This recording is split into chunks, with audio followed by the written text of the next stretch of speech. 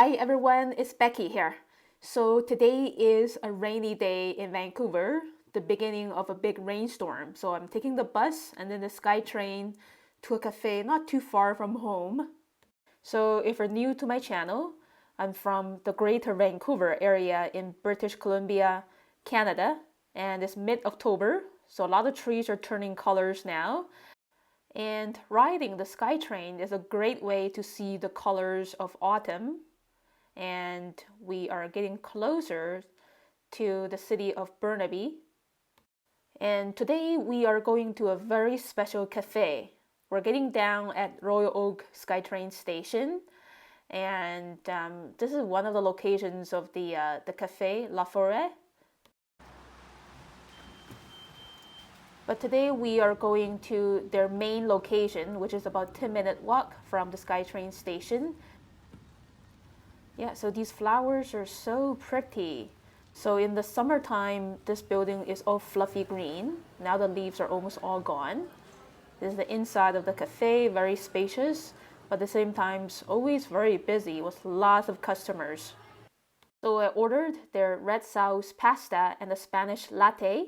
So here I've got my iPad sitting on the chair in front of me to film myself sketching. And yeah, those plants are real, live plants. So let's go through my recent pages of my art journal, sketching everywhere at home in my neighborhood, capturing the colors of autumn. Now I'm attaching my gooseneck tripod to the edge of the table and then my phone attached to the gooseneck tripod. Now I just drew the cup and the cute little latte art. And the cup is very simply designed with just the letters of the place.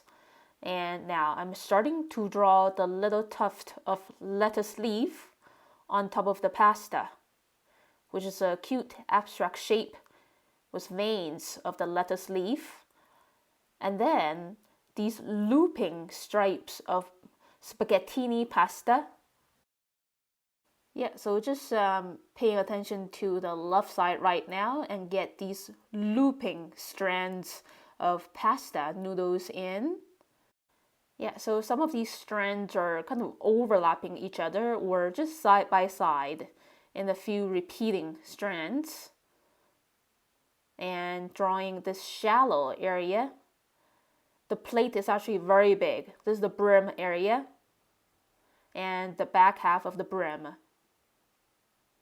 And keep adding these little bits of bacon and more soft strands of noodles in like semicircles or slightly flatter curves. Okay, so again, this is my quick summary of the pile of spaghettini. When you're drawing noodles or rice, it's okay. You don't have to capture every single strand. It doesn't matter too much. And by the way, I'm using my Sailor's Fude fountain pen with a 55-degree bent nib and the Mungyo watercolor palette and Holbein brand water brushes with a towel to clean the brush tips. Now I'm ready to paint my coffee and pasta, starting with this warm yellow-orange, which is yellow ochre with a little bit of orange for both the first layer of the pasta and the coffee. And then I'm grabbing some orange brown, a little diluted, to paint the brim and the frame of the heart latte art for a bit of a higher color definition. And then mixing red and orange together to paint the first layer of the pasta sauce. It's not a perfect red. The brightest area of the pasta sauce is actually orange red. And then other parts with more concentrated tomato sauce is kind of like red purple that I mix permanent red with a little bit of permanent violet. So nothing in the world had a stable color. Pasta sauce from our preconception is red, but part of it could be orange red and the other part of it could be red purple. Now using leftover yellow green to paint a little lettuce leaf, and then some darker green to shade it. Now it's time to shade the white areas. So I like to mix my own gray by mixing cobalt blue, permanent violet, and a little bit of green, starting lightly, leaving some paper white areas for the shine of the ceramic surfaces, and then moving on to the next layer with some medium dark gray, using the same color mixture, but containing less water. Okay, and add a little bit more small rendering for the pasta area. Quickly painting the small shadows for the dish and the cup. Final polish, and that's it.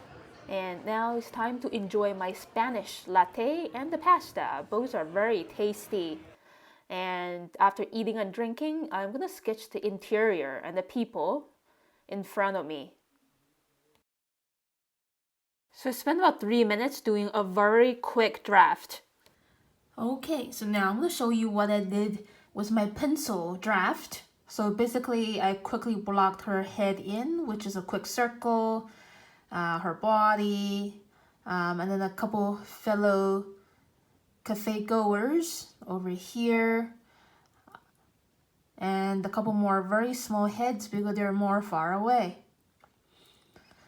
And I also blocked in this line here, the top of the rocky wall, which is showing the interior perspective, and as well as these major trunks of the plants. Okay, so I see about 3 of these major trunks with some little branches holding leaves sticking out. And I also kind of block in the back wall's placement, which is somewhere over here, as well as this slanting line dividing that wall on the right with the ceiling, and the bottom line of the wall as well, to show the interior perspective. So basically this line is pretty much all covered up by the plants. Now you can see the ceiling area is over here, the wall on the left, the back wall, and the right wall. And for the rest of the video of my sketching process is going to be based on this conceptual understanding of this interior space. So now I'm going to draw this lady. I want to have a person in the foreground. So starting to draw the shape of her hair, the ponytail. And then focusing on the contour outline of her forehead, the nose, and the lip area, the chin. Don't forget the neck, the collar, and then adding the simple eyebrow and eyes, looking at her friend. Because it's so busy in here, I think nobody is really noticing me sketching. Okay, so I just drew her shoulder, the other shoulder and arm, and her cup of water, unfinished sandwich half, and the plate. And then drawing part of the round table and the thickness of the table, suggesting a bit of hair strand on her hair shape. And then drawing a bit of the frame of the wicker's chair wrapping around her body. And that's pretty much it for this lady here in the foreground. Okay, so now I'm ready to draw some ladies sitting in the middle ground around the plant bed. So the head is much smaller than the lady in the foreground. I just drew her head with a bun and the hood of her sweater. Yeah, and then the back of the chair, the legs of the chair. Yeah, this one is very interestingly designed in organic shapes. Adding a bit of wrinkles under her armpit. Now I'm ready to draw the hair of her friend, wearing glasses, nose, and a quick smile. This one has short hair. And then drawing the collar, the arm area with a cup of drink. So the legs of people at cafes, a lot of times they're pretty hard to see. So I'm just gonna figure that out later. Now drawing the hat of actually a lady. and just a very simple facial expression to capture the essence of a person's mood. Short collar, forearm, and then I can see one of her legs. And now I'm using my brown pencil to draw the foliage inside the plant bed, starting with these major branches that I could see, and the bigger leaves sticking out. So using this brown pencil, I'm trying to create a sense of depth by making the outlines of these plants to fade off a little bit, because they are kind of in the background. The people are closer to us, and Okay, so this part, even though it's very detailed, I found it actually very relaxing, especially drawing with a brown pencil. It's very smooth and fluid, and I want to focus on the leaves growing on this little branch. And then getting another little tree in here, and the little trunk is splitting into several major leafy parts spreading out like a little umbrella, some more large leaves. So basically there's just about 2 to 3 major plants that I can see sitting over here from this angle. And the newly sprouted leaf in the middle of this like a banana tree. And then finishing the edge of the plant bed. And now I just want to doodle a few more people in the far background. Their heads are even smaller. Their faces are even more simple. So these are the guys and some more ladies closer to the door.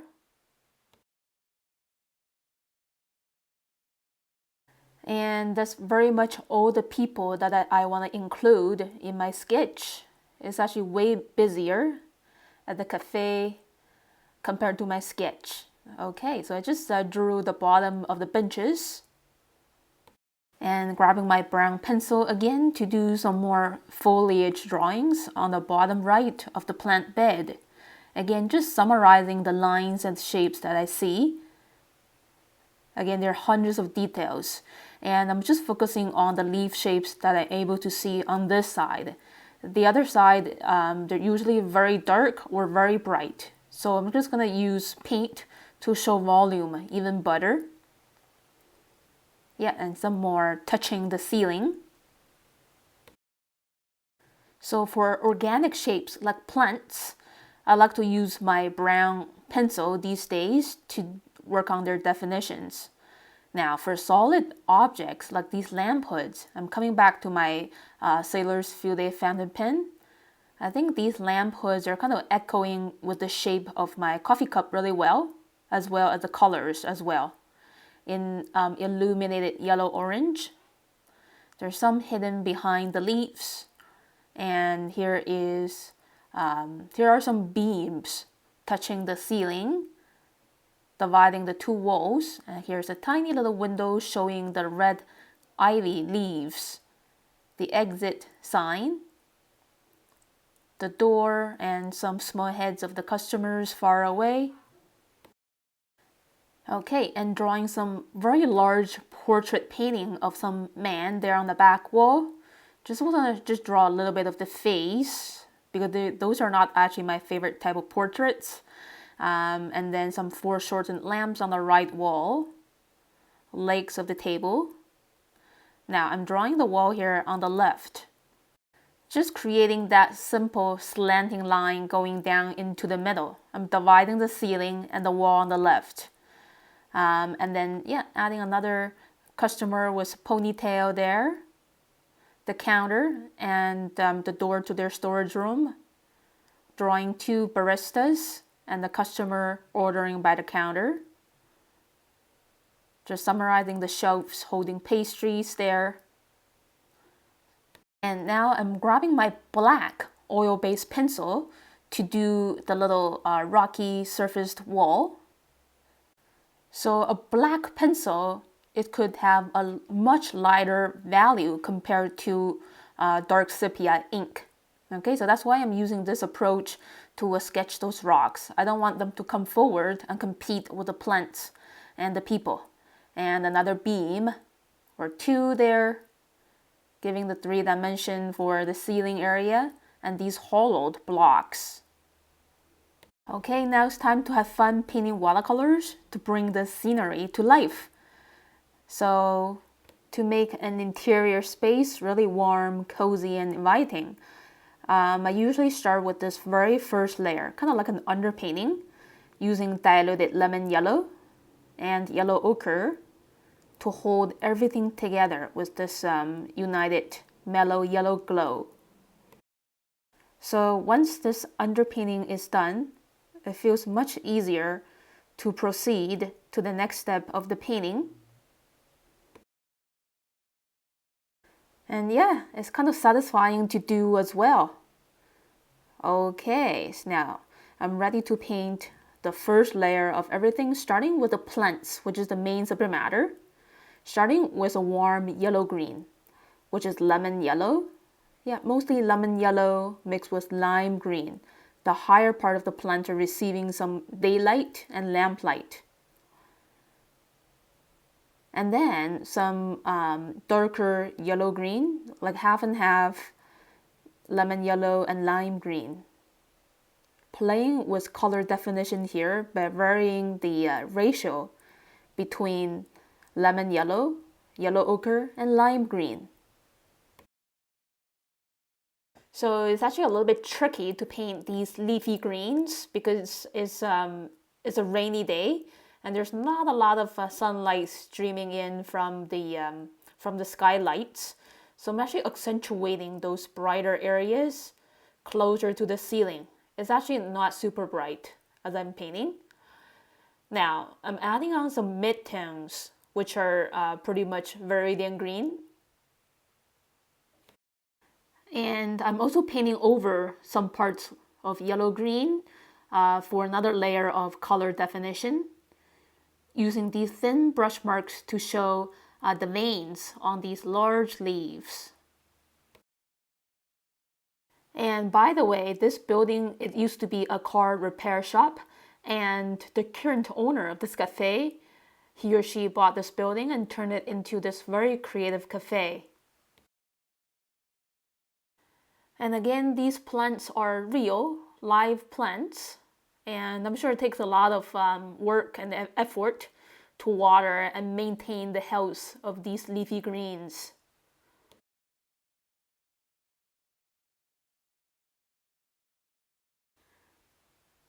Okay, so I'm going to play with various hand pressure to create these organic and interesting punches of brush marks to suggest the foliage shapes behind the major ones. And yeah, I'm just continuing to block in these leaf shapes. Sometimes I'm using a little curve. Some other times I'm using little dots because these plants are of different species. The leaf shapes are different. The ones in the front, they look thicker and bolder. And when painting these plants, I'm playing with both color variation as well as value variation. Now, as you can see, I just added a few brushstrokes of stronger green tones. Yeah, and some more stronger green tones on top of the weaker, more diluted yellow-green tones. So now, from this layer on, my colors are less diluted, more concentrated, and the brush marks sharper. Yeah, so this is the trick of creating volume for foliage and other large masses of stuff, is to play with both color and value differences. The heavier value always go on top of the weaker one. And yeah, in terms of values, yellow-green is a lighter valued color compared to medium and dark viridian green. Okay, and a few more brush marks or renderings for the leafy little forest. Now, it's very hard to resist painting the beams, which has a nice rustic brown, orangey tone. I think these beams they were added later when the cafe owner bought it. It was not from the car repair shop. And so I'm playing again with two values of brown, which is mostly burnt sienna with a little bit of orange in it. And that was a very light value of brown. Now, I'm mixing a dark sepia by mixing permanent violet into burnt sienna. So some parts of the beam is receiving less lamplight and or daylight from the skylight. So just shading certain areas that are shaded with this concentrated dark sepia. So many of this dark sepia color tones are kind of wrapping around the leafy greens. And this brown is kind of pushing the leaves forward a bit more. And then continuing to use this dark sepia to paint those hollowed little blocks above the rocky wall.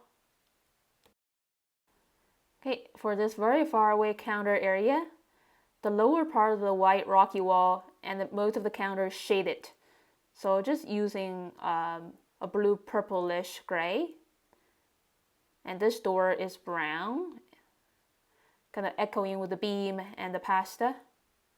Skin color is mix of orange and red, diluted with a lot of water.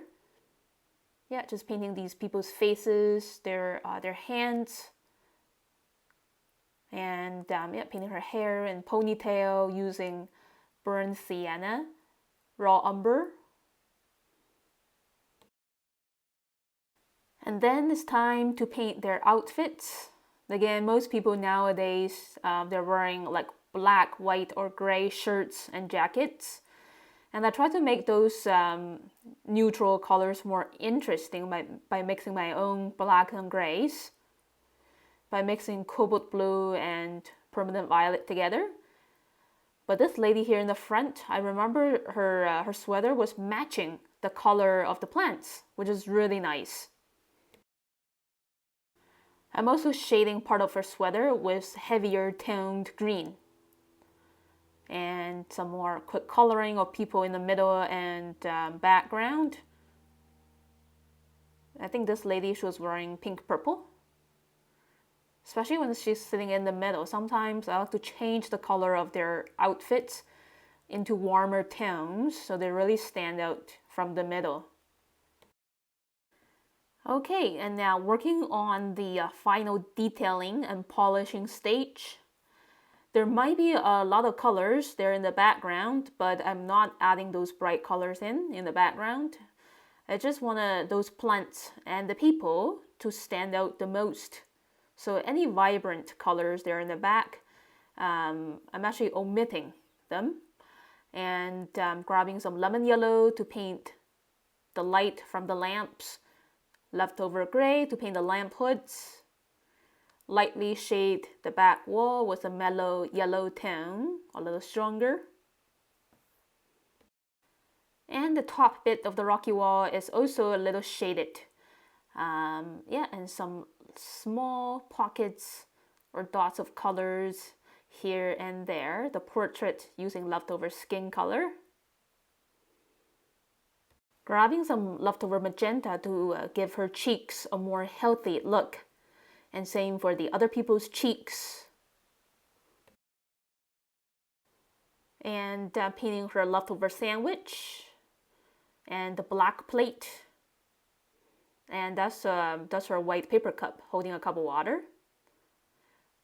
The wicker's chair using leftover yellow brown. And most things in the background could be staying like in muted colors compared to things in the foreground. That's very much it. Here's the look of my finished sketch. So thank you so much for tuning in. It's been a while since I last updated. Thank you so much for watching. And if you like it, please click like and leave me a comment below. Subscribe to my channel for weekly updates. And I will see you again next time very soon. Have a great day, everyone. Bye.